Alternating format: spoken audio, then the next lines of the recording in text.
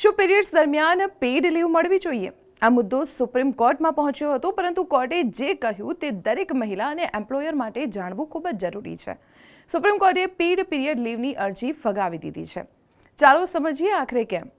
13 March 2026ના રોજ chief justice Suryakant અને justice જોય માલ્યા બાગચીની બેન્ચે સ્પષ્ટ કહ્યું કે મહિલાઓને આટલી નબળી ન સમજો. કોર્ટનું માનવું છે કે પીરિયડ્સને કોઈ ખરાબ ઘટના કે નબળાઈ તરીકે રજૂ ન કરવી જોઈએ. જો આને ફરજિયાત કાયદો બનાવી દેવામાં આવે તો તેની વિપરીત અસર મહિલાઓના કરિયર પર પડી શકે છે. સીજેઆઈ સૂર્યકાંતે કહ્યું કે જો પેઇડ પીરિયડ લીવ ફરજિયાત કરાશે તો કંપનીઓ મહિલાઓને નોકરી આપતા ખચકાશે.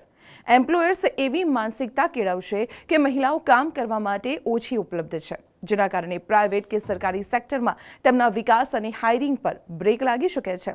અરજદારે કેરળ સરકાર અને કેટલીક પ્રાઇવેટ કંપનીઓનું ઉદાહરણ આપ્યું જે રજા આપે છે. તેના પર કોર્ટે કહ્યું કે જો કોઈ સંસ્થા સ્વૈચ્છિક રીતે રજા આપે તો સારી વાત છે, પણ જો કોર્ટ આદેશ આપીને તેને નિયમ બનાવે તો તે મહિલાઓના હિતમાં નહીં હોય. સુપ્રીમ કોર્ટે સરકારને આ બાબતે નીતિ ઘડવા અને સ્ટેક હોલ્ડર્સ સાથે ચર્ચા કરવા સૂચન કર્યું છે, પણ પોતે કોઈ આદેશ આપવાનો ઇનકાર કર્યો છે. તમારા મતે શું પીરિયડ લીવ કાયદેસર હોવી જોઈએ કે નહીં? કમેન્ટમાં ચોક્કસ જણાવજો.